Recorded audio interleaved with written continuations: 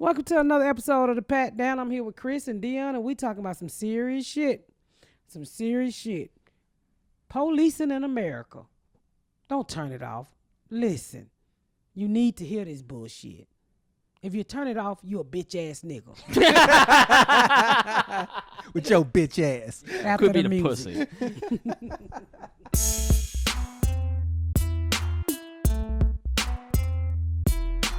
What the fuck is wrong with the police in this country? How much time you got? You know what? I don't have nothing. I don't have any. When I was coming up, the police is not the same police. I've said this 100 times. But I've watched a couple videos today where the police literally let dogs bite people like they did black people back in the day. They literally had this black man in his yard, told him to get down, and the man told the dog to bite the black. I just seen him do the same thing to a Mexican guy. If you hate a certain group of people that much, why take a public job? I guess you take it so you can kill them because you hate them so much. But do you think there's no consequence that's going to come to you as a police officer? Have this this country have gotten today where police is almost untouchable? That's what qualified immunity is. Qualified immunity is basically like the person individually suffers no consequences, like Breonna Taylor. The family got $12 million. The only people that have faced any consequences for the death of Breonna Taylor are the taxpayers. But you The know, cops that's why I haven't would been think charged. that the people in that state will want the police to go to jail. I would want you to lock that motherfucker up before you keep raising my taxes for y'all mistakes. Nope, because that's when you hear people say, well, if they just cooperate. And it's like she didn't even have the option to cooperate because she was asleep and they fucking killed her. And now you have to pay because instead of checking the police, you're more worried about Breonna Taylor's history. That's the problem. That's the problem that we face. Is shit happens, and instead of dealing with the reason why it happens, we make all these excuses and just spend money. Oh, just give them some money. They'll be quiet. You know, that's the realest thing that's in my. I cannot wait for y'all to see my sitcom. That is the realest shit. When that was breaking news that she got multi-million, I said, oh, finally they're gonna pay double digit for a black death. And I looked down, it was $12 million. Don't nobody want no. That ain't tax free though. It ain't tax. So it's not gonna be I don't $12 even million. know. Well, They have to pay I taxes don't on it. give a fuck. I'd rather have my child. I'd rather have my fucking loved one. I mean, I don't understand. I mean, I'm all for the police. The police is citizens. They get out. We pay the police. But they run around here and they commit more crimes than motherfucker we do. I think people get the police and the police officers confused. Like the job versus the person. I think that's what people aren't understanding is that the person that does the job poorly makes all the police officers look bad. Yeah. What doesn't happen is when a cop does do something poorly, none of the other quote unquote good cops do anything. They don't speak out, and when they do, they get fired or harassed. And it's made so that if you are a good police officer and you do call out bullshit, you find yourself alone in a hurry. There was a guy, I forget his name, Daniel something, but he posted on Instagram a rant basically saying we need to do better and do this right. He got fired within like 2 weeks. But if he had shot somebody, he wouldn't have gotten They fired. would back him up. Yeah. They would find the reason why it was justified. So if you find good officer who's calling out bad officer, how do you expect the citizen, I mean us, to respect you? Because right now it seems like the police department only want white people to respect, back to blue. And then you know that back to blue shit is so full of shit, and a lot of people gonna cut off this podcast and I don't give a fuck. But when you say back to blue, but you say the American flag means so much to you, but you take it and change the motherfucking color to black and blue.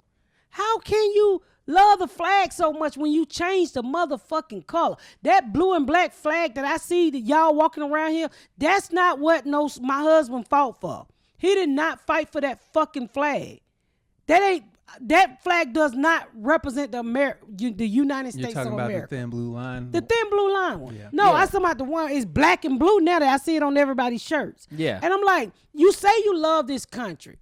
You say you love this country. You love the flag. Niggas can't kneel because if we kneel, that's disrespecting the flag. But you take the whole motherfucking flag and you turn it black and blue. What kind of bullshit is that?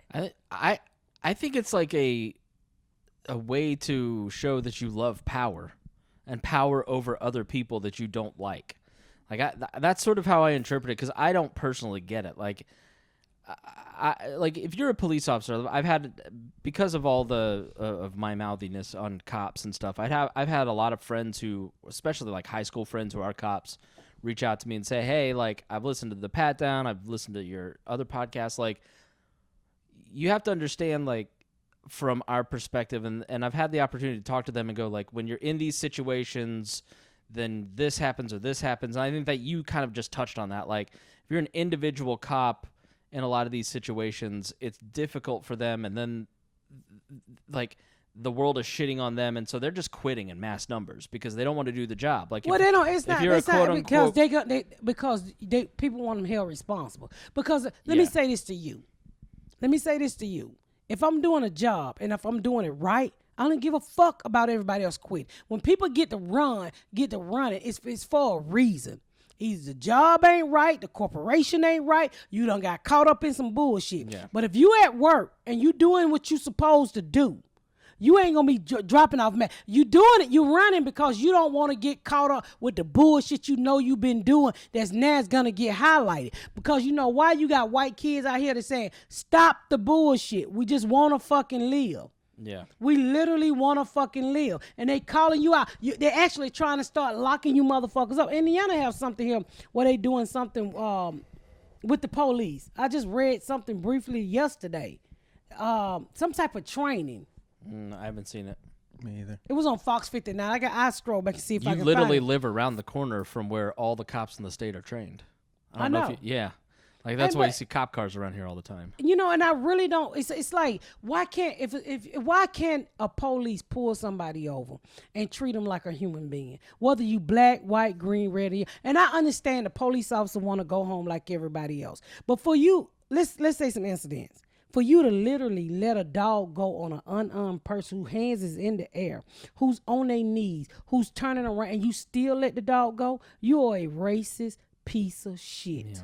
Because what you want somebody to do that to you, I keep telling people, the reason when you're racist or you hate a group of people, it's because you know that you'll never be in that situation. You know you would never be in that situation. That's why you can't think, oh, black and blue, back the police. But I ask you this, would you want the police to sick a dog on your unarmed white child? Would you want the police to fucking have that? The black boy got his leg tore the fuck off, the back of his leg tore the fuck off from a dog. But that's the problem with those types of people who say, I back the blue. Take a minute and take the face off that nigga or whatever you want to call him and put your white child that you love so fucking precious face there. And you ask, is this how I want my child to be treated? When Breonna Taylor was fucking killed, y'all still said y'all backed the police. And yes, her boyfriend shot one of them. They was in the fucking bed. He should have shot him. But let me ask you this. Would you want your child in the bed sleep and they come to with a fucking fake one or whatever the fuck, the no-knock one, and blow your child head off? You don't care because you know you ain't gonna be in that situation. You don't have the same fear as black America, brown America. When you don't have that same fear, to me, you are a fucking racist. I'm all for the police to do their fucking job. Listen to me, nigga. I'm all for the fire department to put out fires too. But if a fireman come up with the hose and skeet a nigga down the street instead of putting his house up, I put his house out, put the fire out on his house, I got a problem with that. What the fuck you skeet the nigga down the road for? He wasn't on fire. Oh, he was a nigga, so I need him to take a trip. I mean, think about it. Think about the fireman come up and people, you standing outside and they skeet you with that fucking heavy ass hole and let your house burn to the ground. Who's your travel agent? The fire department? I mean, I don't get it. And I try really fucking hard to say, I don't want to hate the police. Because I remember the police that I grew up with. They fed me. They was good people. They gave a fuck. You can separate the job from the person. I hate the system. I don't hate individual police officers. I hate their fucking job because they know when they go into work that if shit hits the fan, they're going to be protected. They are aware of what's happening. And none of them are speaking out about it. They're quiet. They're humble. None of them are holding the people in positions of power accountable for the bullshit that they are getting away with. They're starting to be held accountable, and they don't like it. Yeah, that's my point. It's like, oh, I like you see some of these videos that come out where you hear the cops are like, oh fuck, am I gonna get in trouble for this? And it's like, yeah, so you readily admit that you did something you weren't supposed to do instead of just owning it and be like, man, I fucked up, I need help. Everybody just is like, oh well, it was this person's fault, and they should have had this not happened, then none of this would have happened. Instead of just being like, we fucked up, we're gonna kick this guy out of the police force, he's never going to get a police job again, we're gonna hold him accountable, and from here on out, anybody who does these things will face the exact same amount of justice. Yeah, I think that's never gonna happen. Let me ask you something, white America, because I know I have a lot of white fans, and I'm saying white America. Does it not concern you with all the black and brown people that's been killed by the police? Do you think every one of those are criminals? Like I literally read sometime on like Fox 59, and I didn't realize how racist Indiana was. And people say shit like George Floyd was on methamphetamine or whatever the fuck. So what? Was it right for that motherfucker to have his knee to his neck? Was it right when somebody tell you that they can't breathe and you fuck and the police continue to kill you? I mean, ask yourself, would you want to be treated like that? Would you want to live if you had my skin color, you would be living in fear every fucking day, to the point where I never dealt with guns. And I literally told my kids, everybody get a gun. So every fucking body get a gun. You saw the two officers in California that were just sitting in the car and they got walked up on and shot, right? Mm-hmm. Well, a couple weeks before that happened, these white officers were trying to arrest a dude in Oklahoma, and he killed one of them and seriously injured the other one. I saw that. Yeah, but the President Trump didn't come out and say a motherfucking word about it. No, let me say this to you. When I saw that, it is. They maced him. They tased him. They treated him like shit. They treated him like shit. I mean, and I truly think the guy was on something too. It looked like the guy probably was high from the mug shot. Have you seen what? Let me show you what I'm talking about. I've seen the basically the execution in L.A. though, or like heard about it. No, I didn't watch that, but I truly believe believe that dude was on something. And I think when a police encounter people like that, they should have somebody to come in. It's almost like when somebody robbed the bank and you do a negotiation. A negotiator? That's the type of people that the police department should call for mentally ill people. That's their fucking job. Yeah. Did you see the autistic? I hate watching They that stuff. killed that fucking autistic kid. Yeah. And it's still, he was white. Wasn't he white? Yeah, like that's They so quick to shoot. How do you shoot somebody and they tell you, hey, my child got a problem. Can you please come help? Well, it ain't to say, come kill my child because he got a mental illness. You keep asking the question how and why, and you have to look at the reason. The system is designed that way. There's no other explanation other than the fact that this is how we are trained. Because for all these officers to make they do the exact same thing.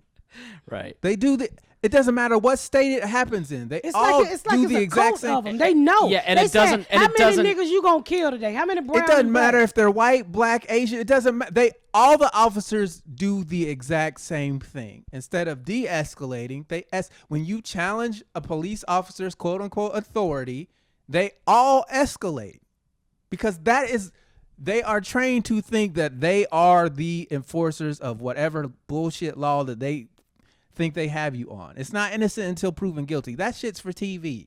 If you're a police officer in training at the beginning, you get 52 hours of weapons training and 8 hours of de-escalation training. And the weapons training is consistently given over the course of your career. It's consistently given in a way that you will learn the weapons training in the academy. But the de-escalation training is all fragmented, and it's basically an afterthought. And so you're right. It's the way they're trained. No, they de-escalated training is called bullets, hollow points. Right. Kill Force. The motherfucker, the dog.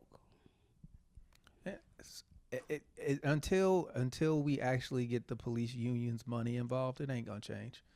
It's It ain't so gonna change fucking because sad. if you can get paid, was a starting salary for cops like $30,000, right? Yeah.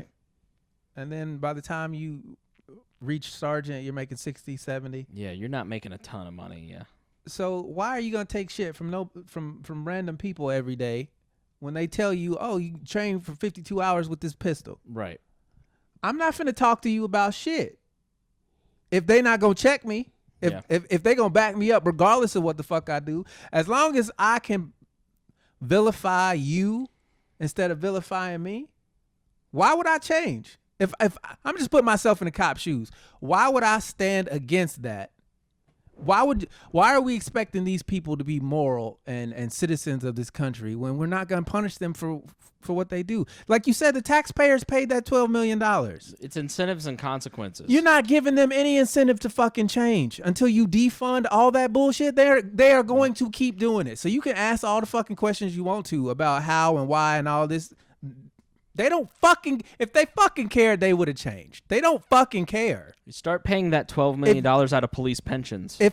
Exactly. Right. If you're going to put a fucking blue and black flag on your shirt and march down the street and say how awesome police are, regardless of how they treat people, why the fuck would they give a fuck? Those people are not helping either. Like, so in those conversations, kind of what I was trying to say is like in these conversations with cop friends, like they try to explain the complexity of the job, which does exist. And then the people that are allegedly their supporters go on social media and act like fools and make it worse and don't explain, like, they don't feel supported by those people. They make They it don't more, shout them down either. Yeah. They go, the one friend was just like, all of a sudden everybody thinks we're racist because the people that are defending us the loudest say the most racist stuff. And y'all don't check those people. Right. That's why they think that. Because you let that shit, y'all just quiet about it. Meanwhile, y'all tell all these marchers, get the fuck out the street. And, you know, if Black Lives Matter so much, why are you killing yourself? But you don't never check the motherfuckers on your side. You don't ever come out and say, hey, all these back the blue, no matter what, motherfuckers need to calm the fuck down and shut the hell up. If they did that though, would you hear it? Yes. I'm saying, like, I think the way that social media is set up is that the calm, reasonable voice that gives an opinion that isn't inflaming doesn't get heard. Well, it's not incentivized to pop up. To me, with dealing with people like that, and you know, a lot of time when you try to do it in a mass, it doesn't work because people get tuned out. But what do you do to change people's mind one-on-one? Like, say, for instance, if you got a person in your household that you know that racist, instead of saying, you know, you're fucking racist, the world have changed, shit don't work like that anymore. A lot of time when you white America, you just say, oh, he's fucking racist, I'm not going to deal with him. Well, who the fuck going to check that person? That person know that as long as they're in their white circle, they're never going to be fucking checked. You know what I'm saying? Mm-hmm. So that's what's wrong when you don't force people or when you don't call people out on their bullshit. I just told y'all on a podcast or something ago, a guy put on my Facebook, our Facebook page, community page, and said Black Live Enough Team. And I say, everybody else tiptoed around. I say, no, bitch, you a racist. I'm black. I live out here too, and I pay my motherfucking tax. Fuck is wrong with you, white boy? And yeah, he could not, but he blocked me and wrote a whole bunch of shit. So I put it back on a Facebook page. But just think about this white man, probably he's 50 years old, ain't never been checked. Ain't never had a real conversation about that shit is passed down. So if you go to your fucking Thanksgiving and you know your uncle, whatever, is fucking racist, and you just sit back and say, he needs to change, and don't open your mouth, how do you expect change to happen if you don't speak the fuck up? I'm just saying, period, people. How do you, if you don't check your racist relatives, and let me say this, not going to the Thanksgiving dinner ain't gonna help the fucking situation. Yeah. You check that nigga in front of every motherfucking body. Because you have seen me many times check my daughter when I said, no, you ain't about to put everybody in the same motherfucking category. All white people ain't fucking evil. All motherfucking black people ain't thugs, and all white men don't rape their daughters. Or however the fuck that's supposed to go. Yeah, you have to approach it too without hostility. Well, I think and I don't think that you do. You and Garyana talk the way that you do, but you're not going to change somebody's mind by shouting. You're not trying to change their mind. You're trying to change the circumstance in which they operate their bullshit. You don't. Right. look, you can't stop people from being racist, but you can stop that racist motherfucker from being comfortable. So every time he comes around people that he knows don't think the way he does, he got to check himself, or he can't operate in that space anymore. I'm not trying to change no racist motherfucker's mind. I'm trying to make it so that they stay the fuck out of the way between everybody else. You want to have that hate and that evil and that bullshit in your You're heart? not gonna bring it to this thing, to this white. You're not coming around where everybody else don't feel like that. Dinner. You're not finna do that. You're not finna fuck up Thanksgiving because you a piece of shit. But think We're about not finna sit here and eat up here and let you have all. No, fuck that. But when you don't, no, that's bullshit. That's vice versa. I mean, even with anything that I do in life, you're not about to sit here and just fucking throw a whole bunch of people into one category, because it's not fucking true. Like all my neighbors, I told y'all this on the last podcast, went in my Facebook, all white people ain't like that. I know you're not like that. I'm not gonna group you because this motherfucker is a fucking ding dong dumbass piece of shit. That's not how I roll. But I called him out when so many others wouldn't call him out. So you make changes by, calling people out. Martin Luther King didn't go talk to the president and say, hey, they down here sticking dogs on nigga. We need to do something. This country need to change. But if you sit back and say, I just be glad when he died so the world could be a better place, it ain't going to be no better place. Because guess what? He raised another one of him. And that one gonna raise another one of them. Yeah, I don't understand why white America don't feel black America pain. Because somewhere, somebody made sure you didn't feel all pain. Somebody said, my kids are not gonna be exposed to nigga and black folks or black folks shit. Because I don't want my white baby to give a fuck.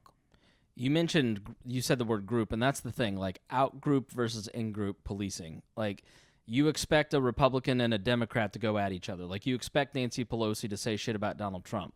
But it's more powerful when, like, James Mattis and Scaramucci and Omarosa, all these people who are in his group, come out and say, no, this guy's really legitimately crazy. Like, you listen to that voice. And so, like, if you're in a family, the person who goes, this isn't acceptable here. You can't talk like that. I'm going to challenge you on this.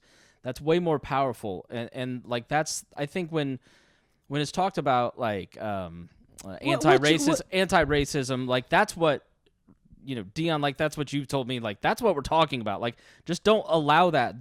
Let them be comfortable. Don't just sit there with a smirk on your face disagreeing. Like, actually challenge that and say, why do you feel that's acceptable? I do. Yeah, I absolutely do. Did it 2 weeks ago.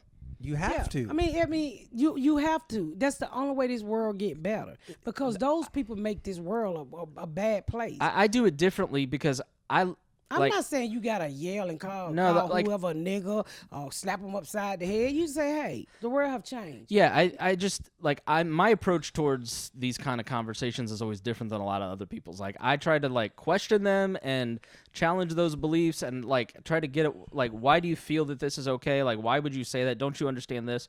Like, as opposed to just, like, the way that, like, the way that my sister does it, which is just yelling, you're a fucking racist. I agree with your sister. Because when you've known this person, say if you at a Thanksgiving dinner, you've known this person all your fucking life, what's the purpose of tapping him on his hand? It's time for somebody to say, you done shitted in your drawers, baby, and it's time for you to stop shitting in your drawers. So you say, you're a fucking racist, and you look them in the eye with your pretty blue eyes, and you stare them the fuck down. Yeah, but you know what you get? 20 years of, just don't bring that up around her. No. As opposed to actually changing the... So here's the thing. That's changed the environment. Who is uncomfortable in that situation? The racist or you? You. No, everybody. No, the racist isn't... He's not uncomfortable.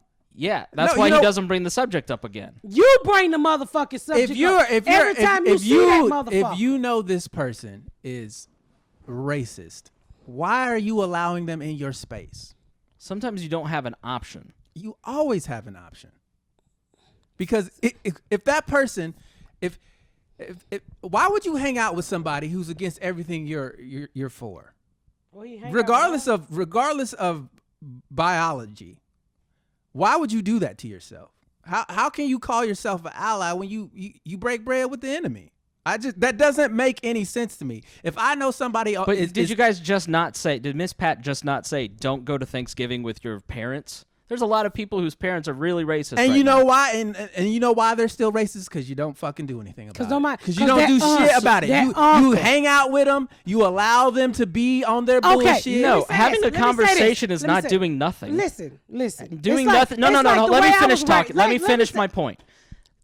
Having a conversation is not doing nothing. Sitting there smiling, not avoiding confrontation is doing nothing.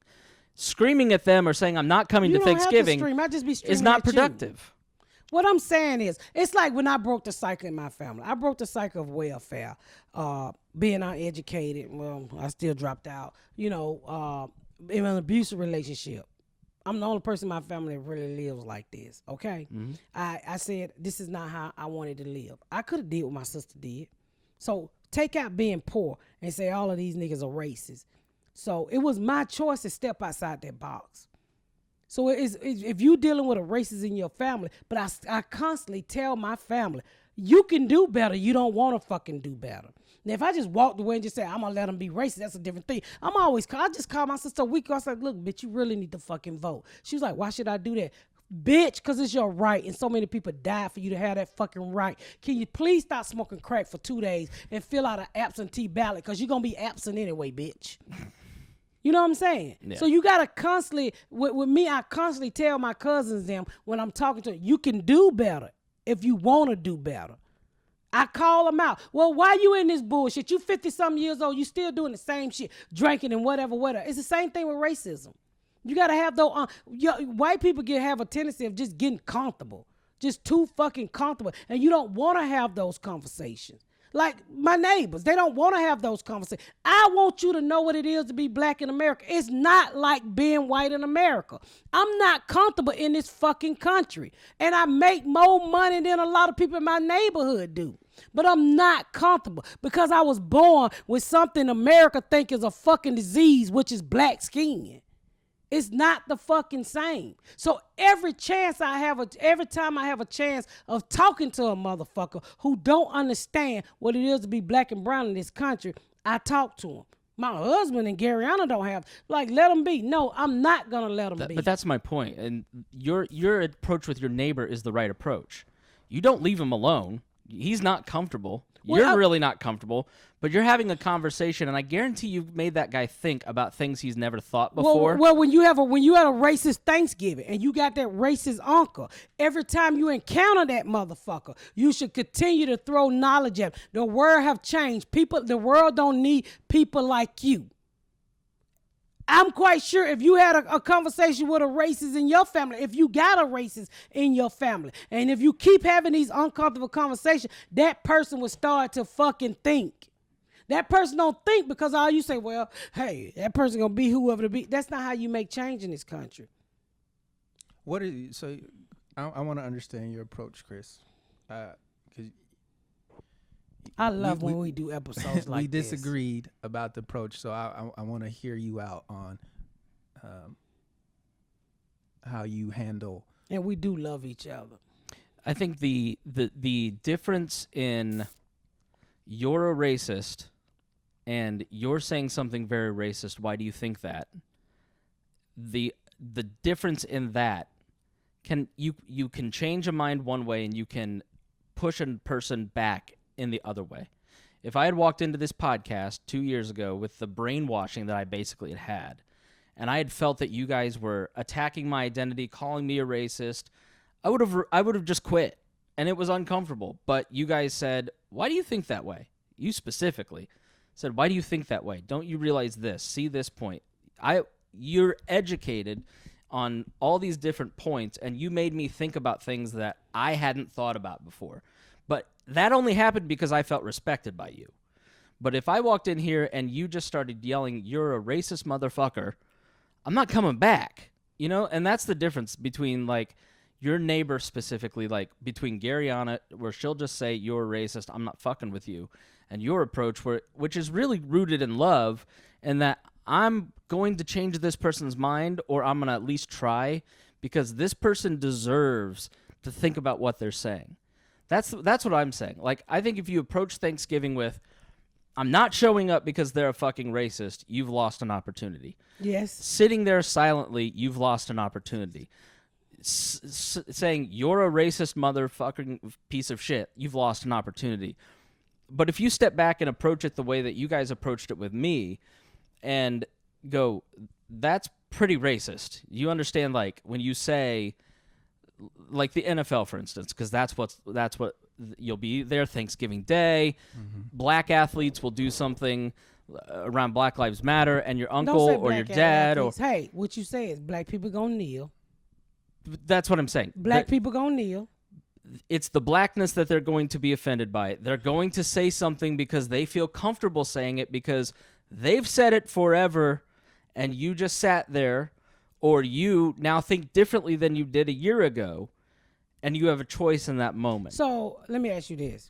So if you was in that situation where you sitting there Thanksgiving and the NFL came on and black folks gonna kneel, and somebody in your family said something about the black athletes, are you gonna speak up and say, hey, you're racist? No, not that racist. You're racist. Don't say that. You gotta say you're racist. Do you realize the world have changed? Do you realize what we're going through? Do you realize black people has been yelling for the same thing since the start of time? Do you realize how fucked up this country is? It takes a lot of guts when you're dealing with a relative.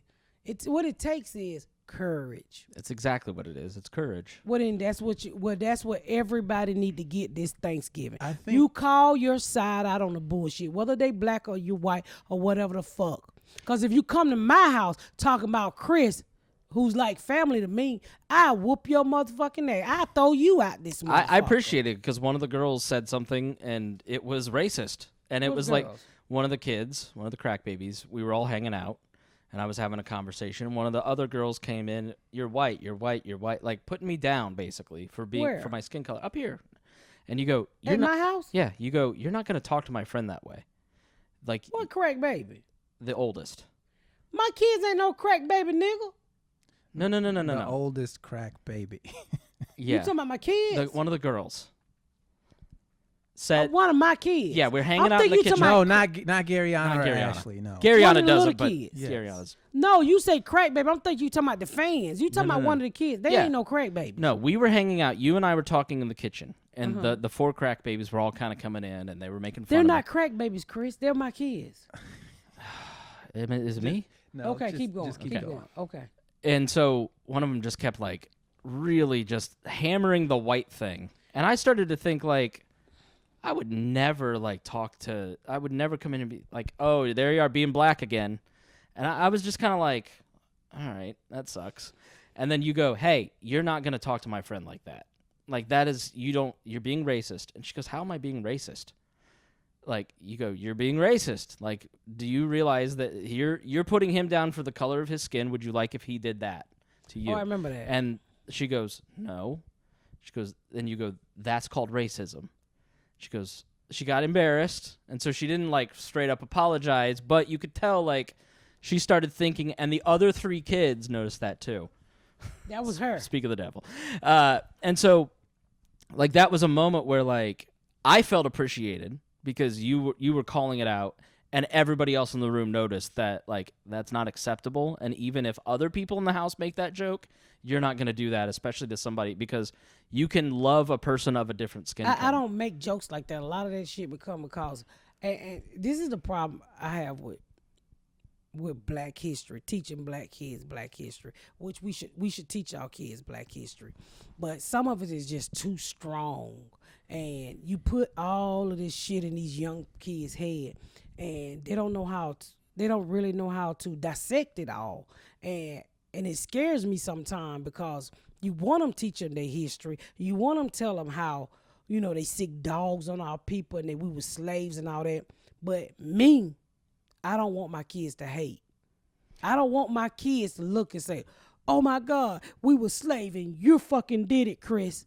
Even when I just know with kids, you can't pile all that shit on them. Cause I'm 48 years old, y'all. And I remember watching Roots and watching you shouldn't let kids watch shit like that. You remember Roots?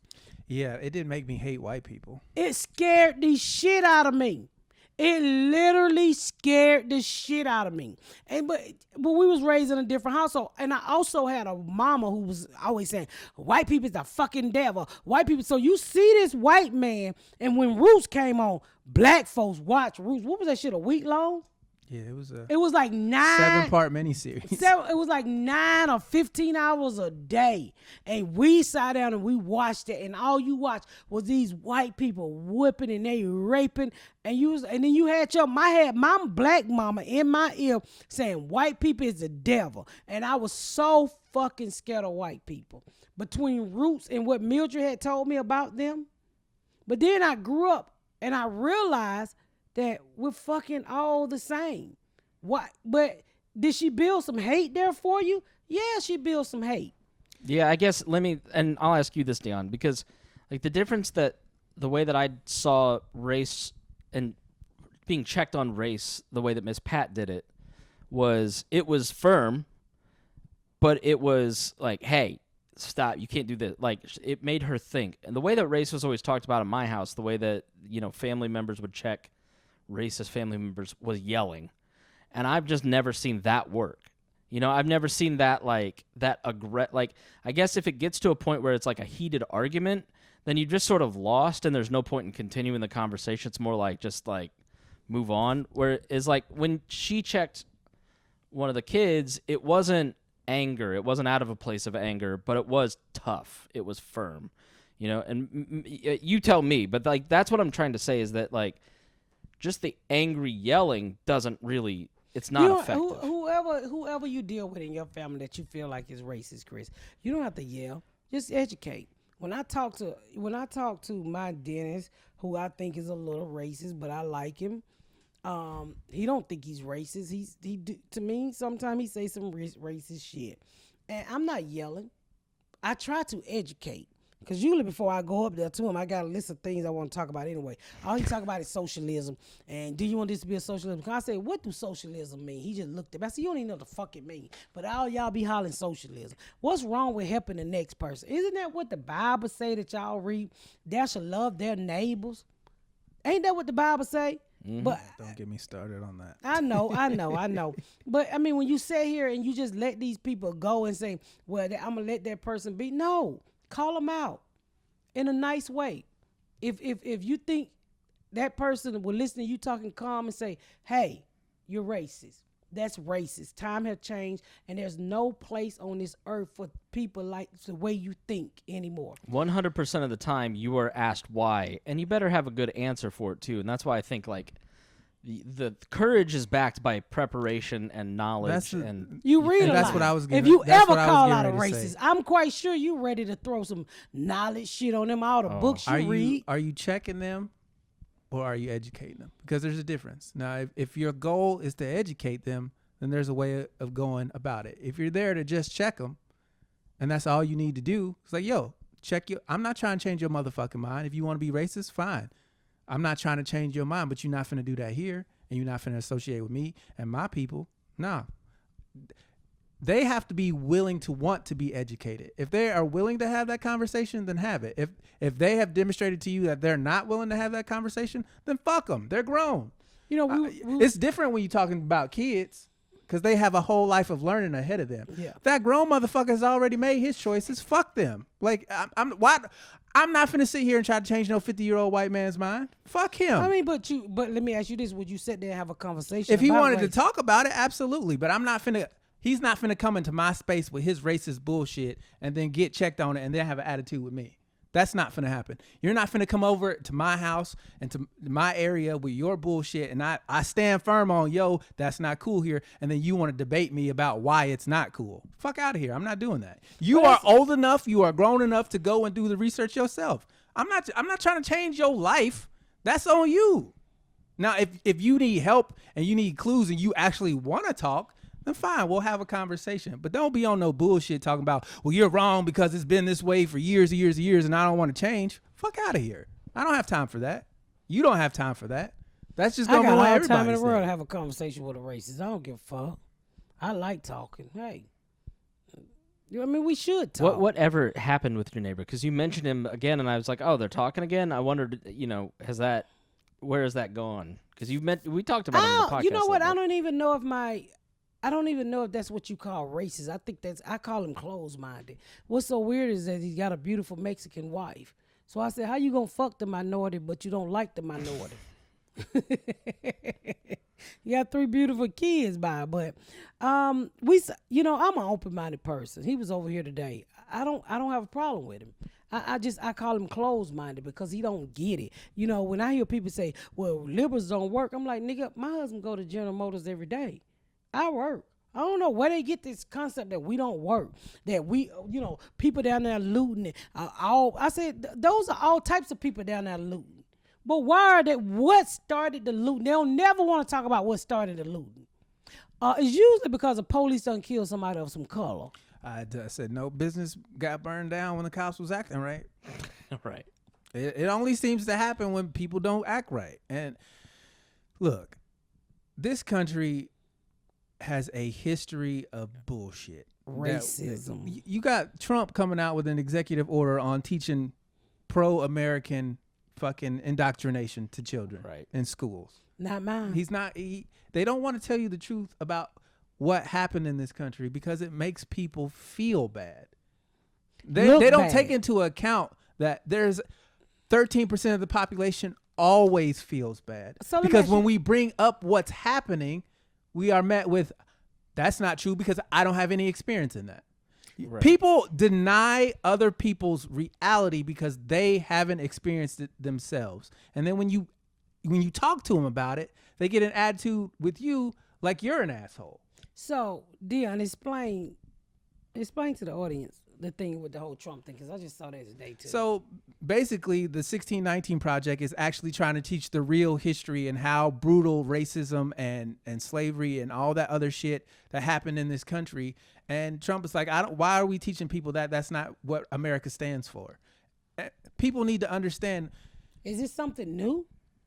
No, it's a whitewashing. No, what Trump is doing is he's releasing a bunch of executive orders right now to try and gin up, to make it look like he's doing something. He's turning in his homework last minute, so it looks like he gets credit. So right before the election, so like he's banning TikTok by executive order. He's going to roll out by executive order a healthcare plan, which was hilarious. He's doing this. Like, it's just a bunch of it's like him trying to look like he's tough on basically the left and anything the left holds dear. And obviously, if you believe that racism exists, you're brainwashed by liberals.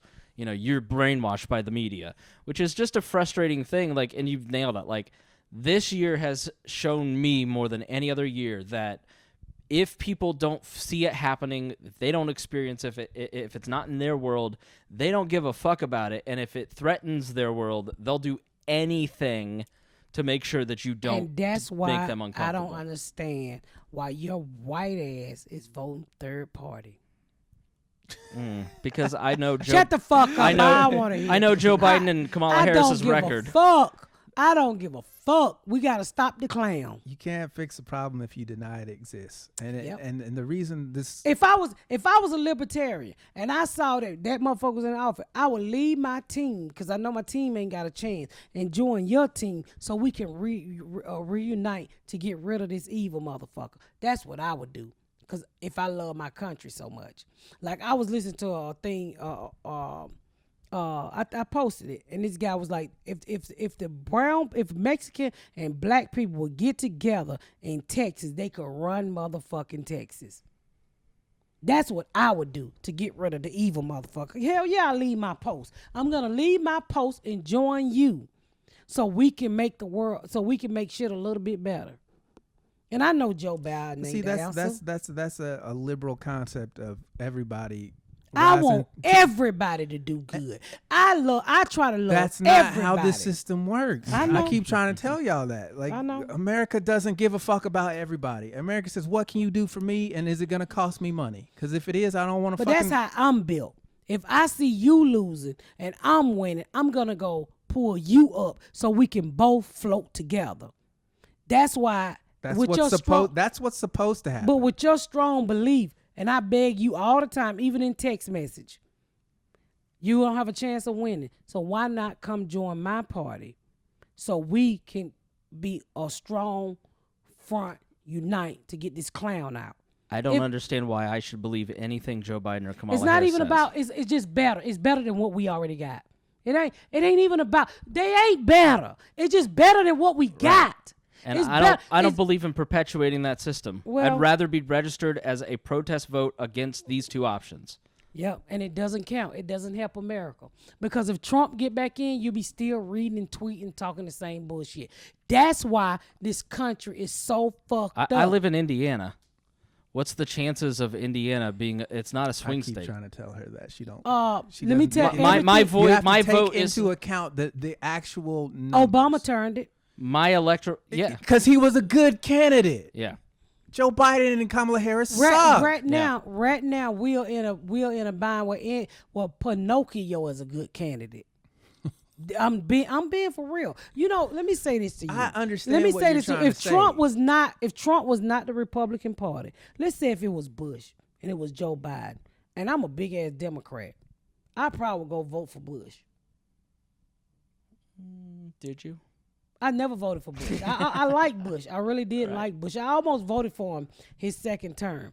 But when you got somebody with the division that this man has put in this world, with the stuff that he said about black and brown people, with the bullshit that he spewed, I don't give a fuck what party I am. I got to join the party that's big enough to get this motherfucker Yeah, out but of Joe office. Biden's the guy that is a major contributor. He was the in-group guy on the left saying, you guys need to vote for these two crime bills, for the drug war. So let me say this He to is you. the root Yeah, of the I like system. when white people bring that up. Ain't none of y'all never been shit when it came down to us. All y'all made laws to keep us from rioting. So what the fuck are y'all talking about when Yeah. y'all want to say, stop, when y'all want to say Joe Biden? He just an average white motherfucker. All of y'all did that. Who made them laws? From the time a nigga got bit, from the motherfucking every law that ever been made against black America has been made by white people. So why do y'all want to stream? He locked up niggas. He ain't the first one. He ain't gonna be the last one. Y'all been doing this shit since you brought us here. So what are you talking So about? don't hold him accountable because No, he's what you just mean part hold of him the group? accountable? He was already vice president. If it wasn't Trump, I wouldn't be voting. If it was not Donald Trump, I would not be voting.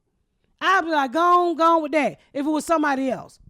But this piece of shit with the division, the bullshit that he spurred, the ugliness, the fucking, as fearful I am to walk outside. I can't even walk on the track from thinking somebody gonna kill me.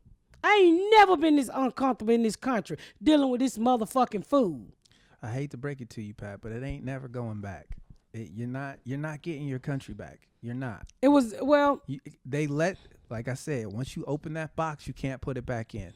He has opened that box.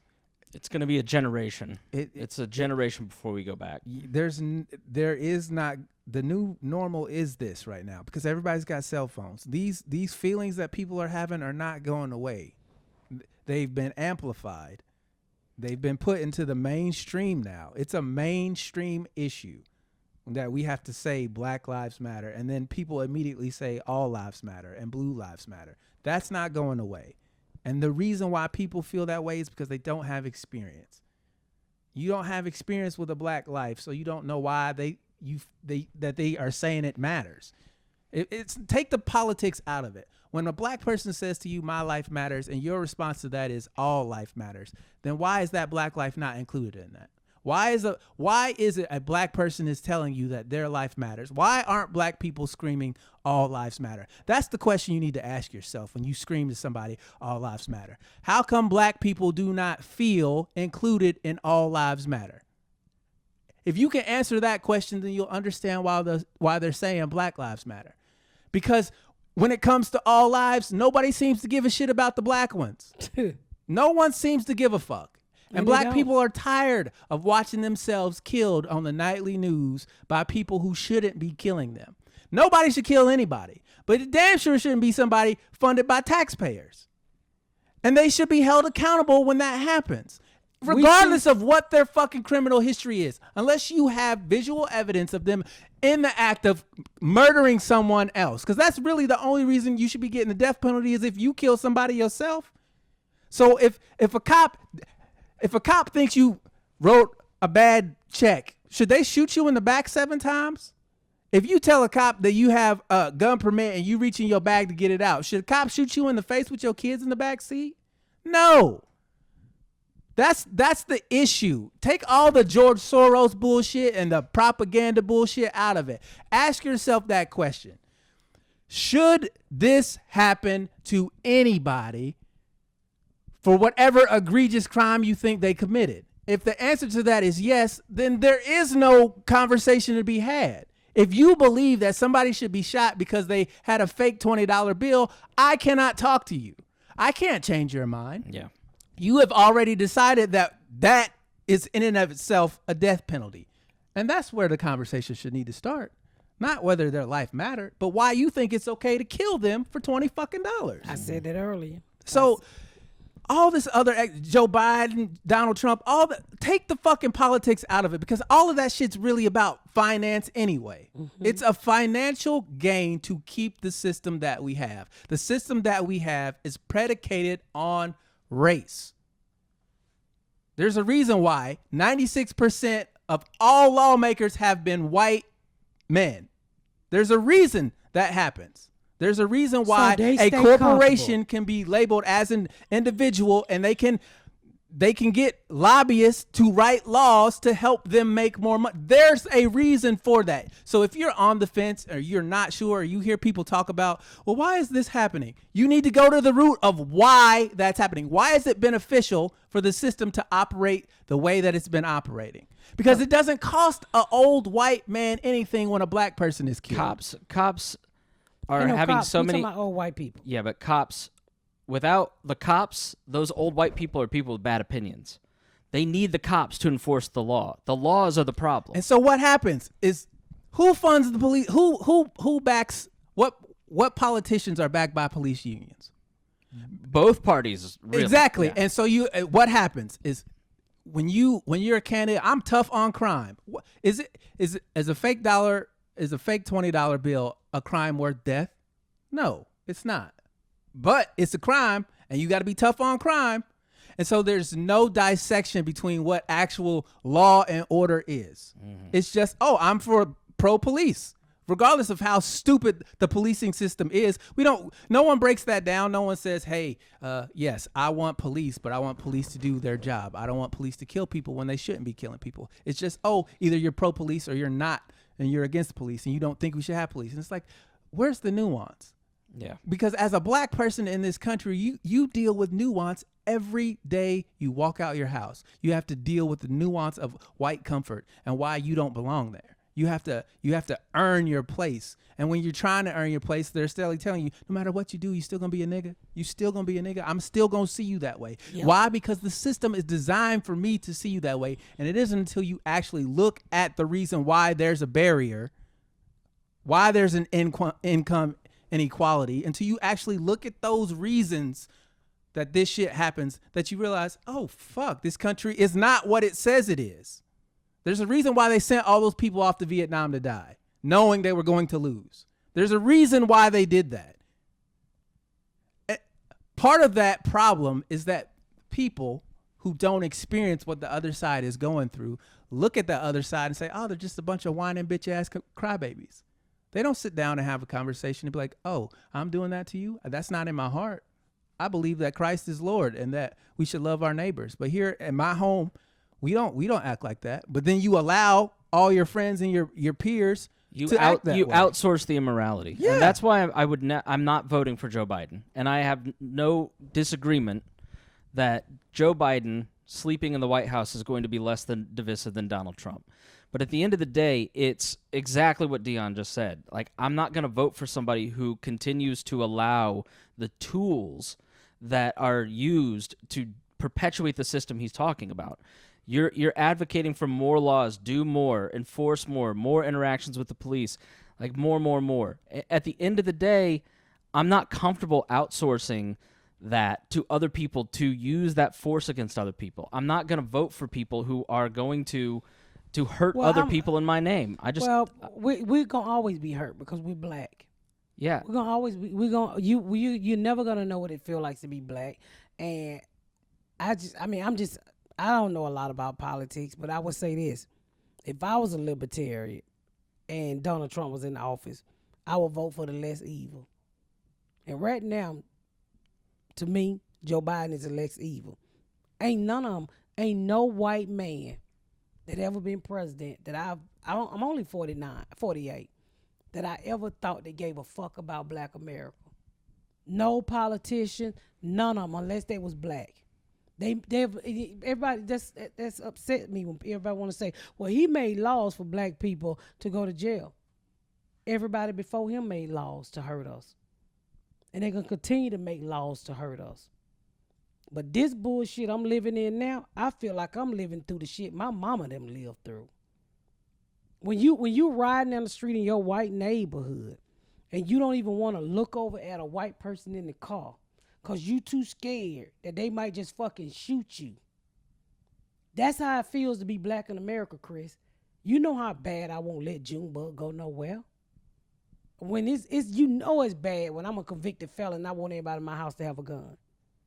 When I'm giving my son hundreds of dollars to show him how to stand right to shoot a motherfucker before they shoot them. And Dion might be right. We might not never get all America back where you can speak and you know, where people wasn't so upfront with their racism. We might not. I think the goal is not, I don't think the goal is to change. I just need people to recognize. Just if you want to be racist, fine. Just don't call me a liar when I tell you what you're doing. When I show you who you are, don't tell me I'm the fucking fool. That's you. This is what you are doing or what you are not doing by proxy. That's all. I just say anybody because but I Donald know Trump. that you can't change someone's heart who doesn't want to change. I know that for a fact. I've witnessed it. I've experienced that. You can't change somebody who don't want to change, but you can call them out on the lies that they tell themselves. And you are fucking lying to yourself if you think that racism doesn't exist and that it's not a problem. You are lying to yourself. Do you think racism doesn't exist, Chris? Of course it exists. Yeah, Yeah. it does. No, I mean, so and it's fearful. And I'm looking dead into the camera. It is fearful to be a black person in this country. You know, when my youngest son, even not killed, it's bad when you got to tell your black son, keep your uniform on. Because you would think that they pull up and they see him in this police-looking uniform, like, oh, okay, you know, I feel safe when I see my son in that uniform. But my youngest son, who got a little twist in his hair, who drive his car, and I'm texting him all the time, and I'm scared all the time, and that's no way to live. It's no way to live. I've said that so many times on this podcast. I'd rather fight breast cancer than to fight the fear that I have every night that some white person is going to shoot Junebug, or some racist officer is going to pull him over and put a dog on him or kill him. And then I don't need your shitty ass millions of dollars. I just want you to leave my fucking child alone. And that's why I'm, you know, the shit that. I mean, I don't know if we was headed this way. I don't know if when Obama was in office, shit steamed up and people was like really crazy because they didn't want a black president. I'm quite sure it was if you was a true racist like you always been. But to see this shit look like 1950 to me. Yeah, so I was talking to an older white male family member, and they were like, oh, it's just out of control. And I'm curious on your guys' opinion on this, because I'd never heard this person say anything like this. I was in the grocery store, and I saw this black guy staring at me. And it's just so awful what's happened, because now all of a sudden I feel uncomfortable, and I feel afraid of like this person basically staring at me. And I went, yeah, but you're just experiencing that for the first time. You realize that, right? They go, what do you mean? And then I explained kind of what you just said. I hadn't thought about it that way. But, like, I thought that was an instructive thing where this person who is going to vote for the system that is going to continue to perpetuate the thing that makes you afraid for Junebug. And I go, like, you realize he's probably staring at you because he's afraid of you? You know? And it had never occurred to this person. I was just like, we're at a really, like, awful point where everybody's afraid of each other, and like I don't know what to do with it. I'm not afraid, and that's part of the problem is fear. Well, Dion, it's hard for you to get killed when you play your game all day. Well, here's the thing though. Regardless of where I go in this country, I go on the road with you a lot. I don't fear people I don't know, and that's part of the problem. Is everybody's afraid of people they don't fucking know. That will kill you in and of itself. That fear of the unknown will kill you because it'll drive your mind to places that you ain't got no business being. My biggest fear is for my black son. Well, you would never have that fear. That's an understandable fear for you to have, but at the same time, you live a life of comfort that you should not have that fear. Nigga, Trayvon Martin was killed in a white neighborhood. Again, what happened to him? He wasn't afraid of George Zimmerman. He was going home. He was targeted. There's a huge difference between being a target. And that's what I don't want Junebug to become. That's what I don't want Nakia to become and Raymond to become. You just don't know. You can't speak for the racist individual. Right. You know, it's almost like they hunting us. I almost feel like they hunting us because they killing us so frequent. I cannot remember in my life the way black people is getting killed. Not even when we was killing ourselves. I just don't remember this type of killing from white people. The police, they're literally sticking dogs on us. They're killing us. I mean, you might have the shit that goes on in Chicago is a different fucking thing. But I mean, when you pay when you pay a person's salary, you don't expect for them to be killing somebody every other weekend, and then they don't go to jail, but you get a lawsuit. So since George Floyd died, there 288 people have been killed by police. There's probably more because that was like a week ago that I read that. So again, is that more, or is it just because we're more aware? I don't know. I couldn't tell you because everybody has a phone now, and we're all seeing what's been here. Because that's what I was. She was playing the man being attacked by the dog. I'm like, God, is this just always like? Feels like every other day there's another video, which it didn't feel that way 2 years ago. But I don't know if it's just more frequent because the tensions are higher or like what. But either way, it's probably a combination of both. Yeah. The fact that it's always been here and now we're seeing it more and now we're trying to deal with it. Yeah. You know, we have a cop friend who almost got killed because he was afraid to be one of the police officers to kill another black person, even though that person was shooting at him. Now, I don't want any police to live that way. Yeah. I don't want you to not be able to execute You know what was crazy? Because I was calling him that day, and he answered the phone, and he was like, I was just in a shootout. And I was like, then I turned on the news, and it was here in Indy. And I was like, why the fuck you didn't kill that motherfucker? He said, to be honest with you, it was some kids out there, and I didn't want to shoot no fucking body kid, and I don't want to be a white man that kill a. I said, you should have shot that motherfucker. But he said, I was more concerned of the kids that was out there that day. But you got some that just shoot you right in front of your kids. Yeah, like the story out of Chicago is that the gangs there have put a bounty on cops, and like shots at cops have gone up like 900% this year. Like I read that and my heart sank for the cops. Like I started to feel empathy for police officers and their families. Like just that now, how's that gonna? Why would they feel the need to put a bounty on police? No, I get what you're saying. Yeah, I understand. And so it's like you create a new problem by not dealing with the old one. Right. And it's like, so you can blame them if you want to, but they weren't doing that before. Yeah. Why weren't they doing it before? Why haven't there been bounties on police for hundreds of years? There's a reason why shit happens. Because people of color is tired. And when I heard that, I was like, man, I want police officers to go home to their kids. I wanted my heart to sink.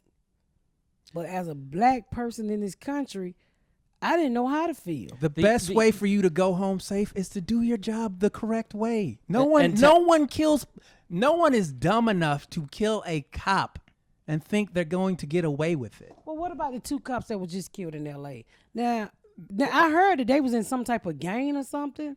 That was a hit out on them. That's probably I've read that's kind of that Chicago example's happening all over the places, and then Did you hear about they was in a gang or something like that? Yes, I think it was a hit out on them or some shit. Did they die? No, they lived, and then the 2 women that they had in the back of the car, I think, lived as well. But they shot the 2 women in the back of the car. Yeah, and they have a long road to recovery. And then there were protesters outside of their hospital. It wasn't many. Yeah, but like even a dozen people chanting "I hope you die" is like ugly. But Well, that's like when when white folks chanted, they hope George Floyd died. They didn't give a fuck. and it's ugly. And it should Yes. be like the coalitional instinct is these people are with me and I should just stay silent or speak up on their behalf. Like when bad shit happens, we should say it. Like Dion's right. Like gang members putting bounties on cops is horrible and ugly and shouldn't happen. And the way to fix it is to examine the steps of how we got there and change that link. Like not to encourage another step that makes it even worse, that's going to make it even more violent. Do you think Trump woke this shit up? Because we wasn't like this 8 years ago. No, we were. You just didn't see it. I mean, traveling in libertarian circles, going to tea parties, like He would go to the Tea Party. I helped found the Indiana Tea Party. I went to all that shit, and what you You saw. helped founded the Indiana Tea Party? I did. You was a racist? I was not a racist. See, that's where. That's if you Well, call. you wasn't there for Lipton tea, nigga. If you call anybody in the Tea Party a racist, you like. That's offensive. Wasn't the Tea Party racist? No. There were racists in the Tea Party. That's like saying all Black Lives Matter is Marxist. If you're Wait, in the you tea, found if it? you're in the Tea Party and you hear the racist shit and you don't be like, yo, shut the fuck up, get out of here. Yeah, the Tea Party doesn't exist anymore. This was 10 years ago. That's That's what what I'm saying. what I'm You saying. started the Tea Party and you ate my ribs? You never made me ribs. What you eat over here? Yeah. Oxtail. You ate my oxtails? You have Who a produces your podcast? you have a completely different conception of what the Tea Party is than the reality of where the rooms that I was in. Apparently, flat out. I do have a heart for racists. I mean, go fuck yourself. I mean, there's no other thing for me to say than you're being rude as fuck right now, and you can go fuck yourself. I let a tea party in my house. Now she's just trying to annoy me, isn't she? Yeah. All right. Fucking- No, there is, but I will tell you, 10 years ago, there were definitely racists So there. what was your tea party name? Good Dick Willie. It wasn't that kind of tea party.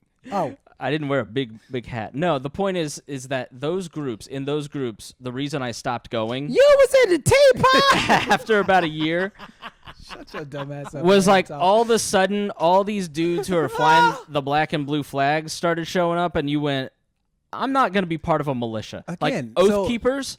Oath Keepers is a great example of one of those groups where you're like, yeah, cops for the Constitution, cool.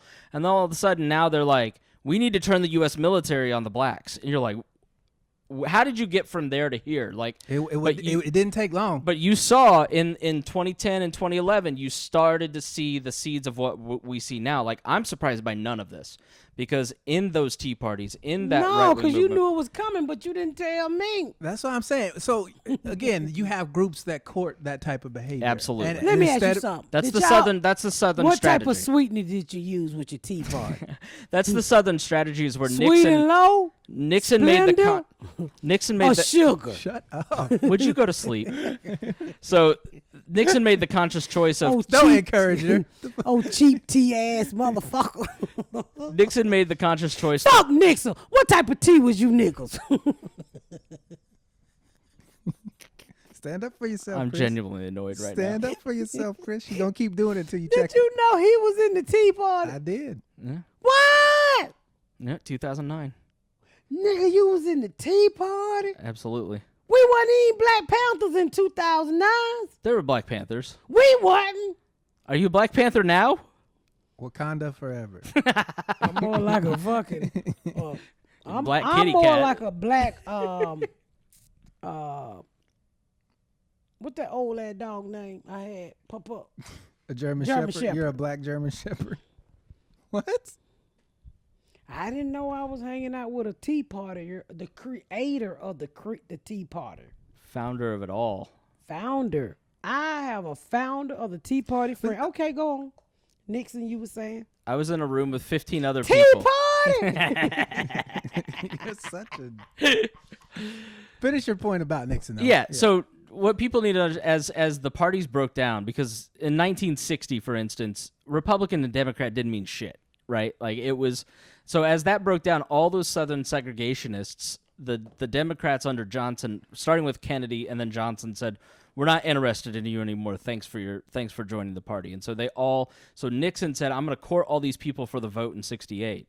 And then through the Republican Party, through Nixon and Reagan and Ford and some of these other people, they courted that vote. And Ken Mellman, who was the RNC chairman in 2005, actually came out and publicly apologized for this. Said, we're sorry. He went to the NAACP and apologized for it. And then Trump comes along and says, fuck that. Because Pat Buchanan's the one who came up with the Southern strategy. He worked for Nixon. And Donald Trump is a big Buchanan fan.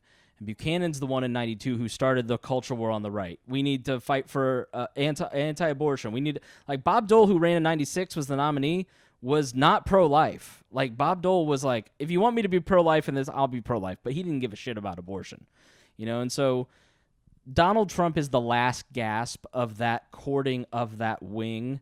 And once he dies, there's going to be people like Tom Cotton who try to take advantage of it. But I think in the Republican world, like, there is a pretty healthy portion of the people that, like, got called the establishment by the Tea Party who are just like, fuck this. The Southern strategy is back. And this is, like, I've heard people who worked on presidential campaigns on these podcasts go, I knew what I was doing.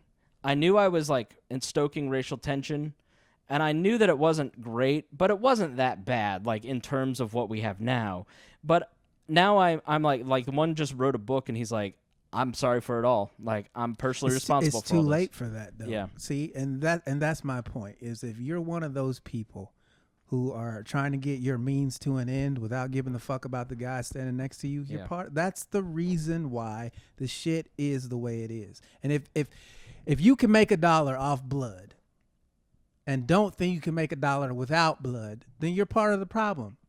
If you want to be a conservative, fine, be a conservative. But do you have to be that type of conservative? The winking and nodding by the Republican Party at these people forever has bit them in the ass. That's what they all talk about it. They all go, all of a sudden we're the party of QAnon. Well, you got to own it. You courted the conspiracy theorists. You courted the racists. You courted all these people. Because it was beneficial in your time. Right. But I know. Just got to find more people that don't look like you to love. I guess I have to love my Tea Party creator. I had no clue you was part of the Tea Party. See how I feel to come out? I've said this forever. He said it on the podcast before. Yeah. I thought It was you about was drinking It was tea. about limited government. It was about lower taxes. It was about, and then all of a sudden it became about, we need a Christian state and we need to force everybody to live the way we want to live. And I went, all right, bye-bye. See you later. But it was too late then. Yep. You quit? Oh, yeah. You didn't call the police on them and tell them that they were trying to make you live like them? No, that's not how it works. You don't ever, that's the way politics works. I don't put a gun in your face and demand you live that way. I outsource it to the government. I'm thinking about kidnapping you to make you vote for Joe Biden. Well, you just put it on record, so Nobody's going to go look for we're going to have to take one vote away from Joe Biden at the end of this. That was a vote under duress, which is not valid vote. There's going to be a lot of votes thrown out, so it's going to be a long, long election season. I hope they both die right before November 2nd. It'd be really great. What do you think about the mail-in ballot? I'm thinking I'm going to mail in this time. All right, so here's the key. So I've been a part of recounts. It's a team of lawyers on each side standing over a ballot, comparing your signature on your voter registration to the signature on your ballot. And if you don't cross a T, then the other side's going to go, if you're vote for Biden, they're going to go, the Republicans will go, they didn't cross their T, they didn't intend to vote for Joe Biden, throw it out. It's fraud, throw it out. So you need to call your clerk, go check out how you signed your voter registration card if you're in one of these swing states, especially Florida, in one of the contentious counties. See how you signed your name and make sure you sign it as close to that as possible. That's how they determine if it's fraud or not. Because it's pretty obvious if you send in a mail-in ballot and the signatures are totally different. But that's not the game that they play. Those get tossed out. 25% of mail-in ballots get tossed out. The ones so that they what's the best way to vote? You think you should stand in line and just let the Russians steal the vote? The best way is to show up at the polls on Election Day. Because to be honest, if what everybody kind of predicts happening is Republicans are going to turn out on election day, and we're going to have about 3 to 5 days where Trump thinks he won, and then the mail-in ballots are going to come in and Biden wins. And so if it's an overwhelming, crushing win in Florida specifically for Biden on election night, it's over. Or if Trump wins Florida that night, it's probably over. So Florida's the one to watch. Again, what can go wrong? A lot in Florida. Have you not seen them alligator eating ass people? I don't know, y'all. We just try to make the world better around this motherfucker. You know, we argue. I challenge each and every one of you on both sides, black, white, green, blue. If you have a person at your Thanksgiving dinner in your family that you know that don't speak kindly of people that don't look like you, you should call them out. Whether you call them out yelling or you call them out speaking nice. But I really think that person should be confronted in front of everybody. I don't give a fuck if the whole family is racist and you're not. Everybody should be called out. Because until you start putting these motherfuckers on blast, they're going to keep on think they can get away with it. I mean, eventually the cat burglar get caught. You got to hold people accountable for what they are doing. You got if you're the racist person in your family, you need to be held accountable for that. When I think about my family, and sorry to put our family's business out there, but you know, my sister, I know she's on my side because she's been vocal about it. And I know that my brother is probably on our side but doesn't have the words. He has the feelings, but he doesn't have the words. And the second the other two of us start speaking up, he's going to go, that's it. That's what I've been thinking. You know, like it's, and then all of a sudden everything changes because it's 3 instead of 1.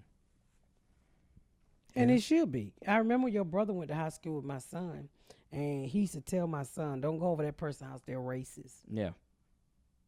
He literally said that. He literally used to say, and my son still talk about how your brother kept him from a lot of bullshit. When he was in high school, he was a fucking black kid from Atlanta, Georgia, and this little closed-minded ass state. Yeah. My mom was adamant about that. My mom is the champ on that stuff. Like she did a good job of saying, like, I grew up in a racist household and I'm not going to teach my kids that. You know, and it has to stop. I mean, on both sides, we can't. What are we hating each other for? I mean, well, apparently, if you were in the Tea Party, you can go fuck yourself. You can. I'm glad you quit that motherfucking Tea Party because I'm about to take you to Starbucks, nigga. But Switching from tea to coffee. Can I have some chai? He's getting black coffee, straight black. No, he got green tea. They don't like green tea. He's a green. What is it? The libertarians green? There's a lot of libertarians who are pro green of all kinds. Pro green what? Pro green weed, pro green tea, pro green tea, pro green money. Oh, you for an abortion? Pro-green you climate? say you wasn't for He's abortion. I'm pro-life. Yeah, he's You pro-life. anti-abortion. Yeah. So if somebody rape you and get you pregnant, you gonna have it? Yes. Mm. Look, and I have no problem with that. What I'm saying is you can't take away people's options. That's what I'm saying. Whether I want them to keep the baby or not is irrelevant. I don't want to take away their option. That's all I'm saying. And when you do take away people's options, it gets worse. It doesn't get better. Prohibition fails every time it's tried. So again, I don't understand why it's supposed to be the greatest country in the world, why we can't solve simple problems with simple solutions. It's called want to be controlled. If your Bible tells you this wrong, then you yourself don't do it. But if I don't adhere to that fucking Bible, you have no right to tell me I should have to listen to anything that's in that fucking book. Period. That's why I hate when they say this is a Christian nation and we gotta have fuck all that shit. Why? That's what you believe. So you teach that in your house. But when you leave your house, you need to understand that not everybody operates that way and that your shit doesn't make the world go round. Pat just nailed it. It's control. It's a need for control, and it's rooted in fear. White men can no longer own slaves, but they're gonna find a way to control shit. Well,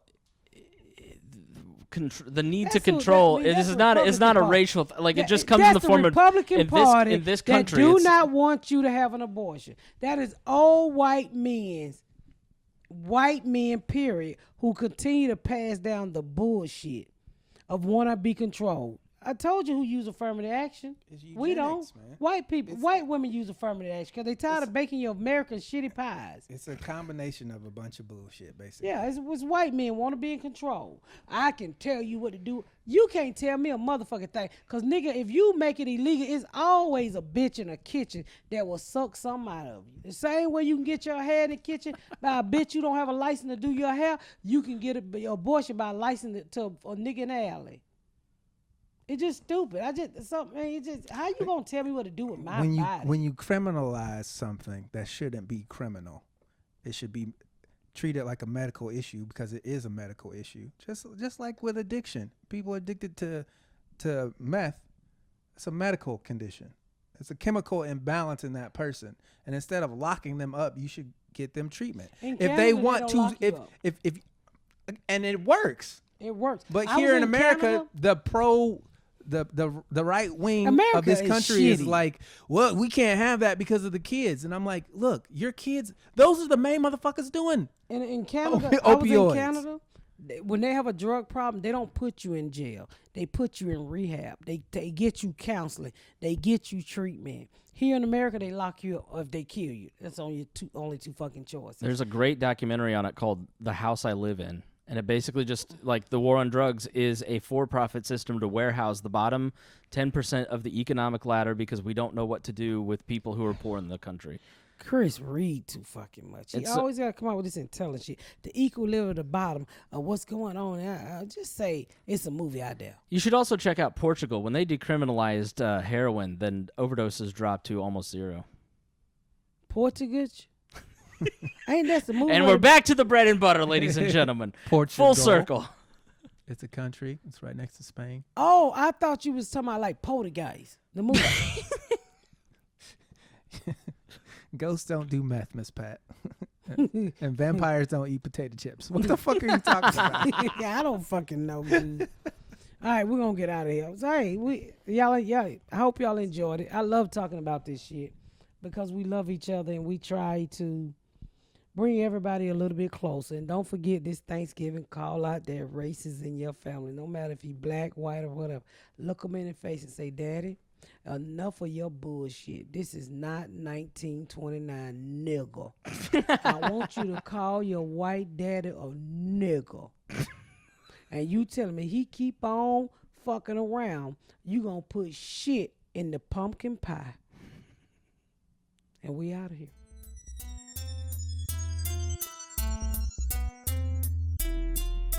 Thank y'all so much for tuning in to another episode of The Pat Down. Make sure you check out my website at misspatcomedy.com for all of my social media, my tour dates, my book. Make sure you spread the word about my podcast. Please rate and review. Please rate and review and share. Thank y'all so much, y'all. I've been Miss Pat.